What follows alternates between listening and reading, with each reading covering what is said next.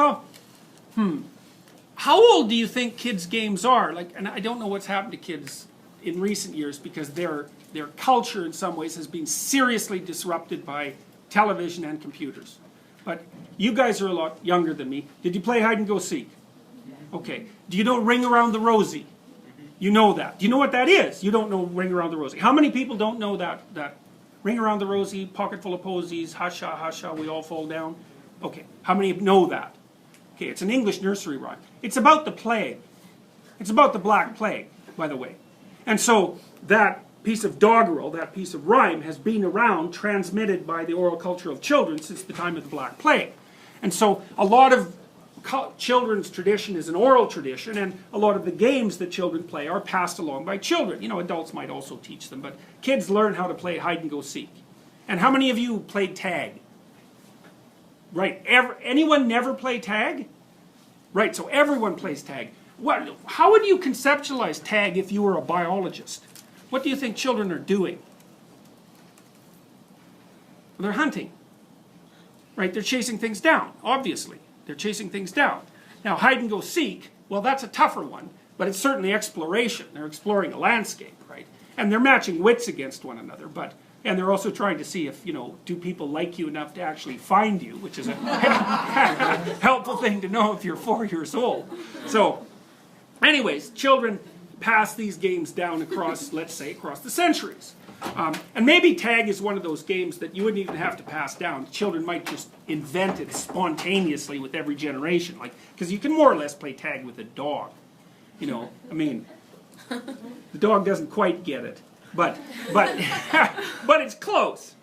Okay, so there are some games that are enjoyable enough so that they're either transmitted and everyone learns them very rapidly, or they're so close to our nature that we can just reinvent them. And tag, I think, is the classic example of that.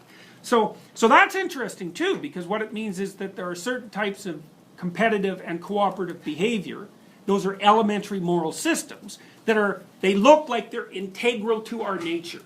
Now, you could even say they're built right in, or you could say they're so close to built in that it doesn't take much of a introduction to the rules of the game before everybody's pretty happy with it. You see this with a lot of things. You play peekaboo with a baby. Okay, so what are the rules? What are the rules of peekaboo? What's that? You cover your eyes. You cover your eyes, yeah, okay, so that's right. So you go like this. Yes. Okay, then what's the next rule? You Reveal your disappear eyes. and you That's right, you reveal your eyes. You don't just sit there like this. Now, you can play a trick on a baby if you want. And babies will laugh about this sort of thing, which is really, I think, really quite amazing. The baby's laugh is something remarkable to me. So you can go like this, and then like this, and then like this, and then like this. And then you can do this, and the baby will laugh. That's a little variation, eh? Or you can go like this. Right, and then the baby, well, that'll even make you guys laugh. So that's good. You can see how deeply rooted this is. So, but eventually, what'll the baby do? It'll grab your hands, right? Pull them down, because you're breaking the damn rules. And the baby knows the rules, even though you've never established any rules. And you can get the rules going with about 5 reps, right? You say, okay, this. Maybe no one's ever played peekaboo with the baby. The baby figures it out right away. This. And then you vary that. Maybe do that, that baby thinks that's a hell of a good joke, because he went up instead of down. And so it's variations within this rule-bound theme. It's kind of like musical in a sense, right? It's variations within the theme. Now, what you don't do is go, because the baby, that'll just short it right out, right? So you don't do that unless you're,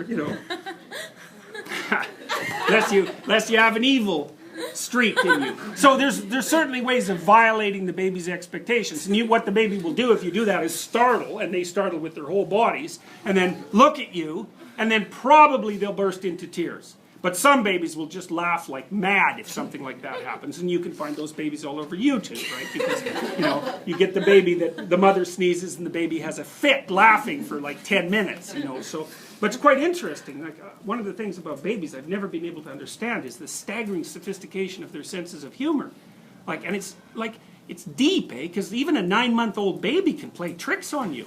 So you know, they're baby tricks, but still they're tricks, and they laugh, and you know, they're quite comical, and they like variation. So anyways, one of the points of all this is this understanding of game-like structures is really, really, really, really, really, really deep inside of us.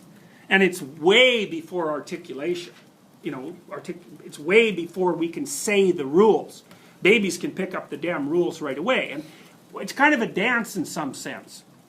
And a dance is also a rule-bound structure. Like if you're dancing with someone well, there's rules, like don't step on their feet. But you also set up a set of expectations in the dance, and then you violate them in tandem.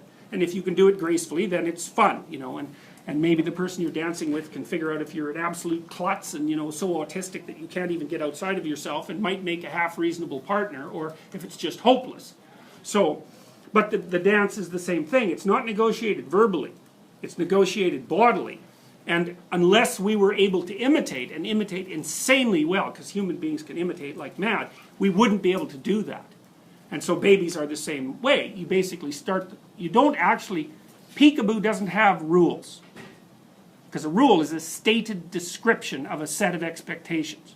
What peekaboo has is expectations and repetition. And you can violate the expectations, but that doesn't mean you're breaking the rule, because an expectation is not a rule. It's not a rule until you observe the expectation, you describe what it is, and maybe you even write it down. And you can play games long before you can follow rules. And one of the things Piaget observed is if you watch a bunch of kids playing a complicated game like marbles, and they're like 6, and you take them out of the game and you ask them what the rules are, they can't tell you.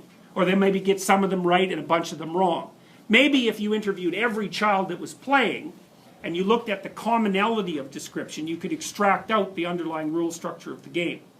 But the kids don't know the rules. What they know is how to play with other kids when they're playing marbles. And a lot of that's, you know, nonverbal hints and eyebrow raises and no, you can't do that, and so forth. And it isn't until much later that they can tell you the rules, if ever. So, like, you know, you guys can't tell me the rules for dancing successfully with someone. You can tell me some stupid things you shouldn't do, but you imagine how complex it is. It's very, very difficult to articulate out the whole structure, but you can sure tell when it's happening, and you can sure tell when you're not doing it, or maybe your partner isn't. So partly what that also means is you know how to do things that you don't know how you know how to do.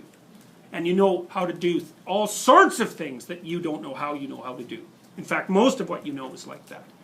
And so that also means that we can be playing games that are extraordinarily sophisticated and that maybe are rooted way back in history that we don't understand. But that doesn't mean, like, that we can't describe, at least. We don't have an articulated knowledge of the structure.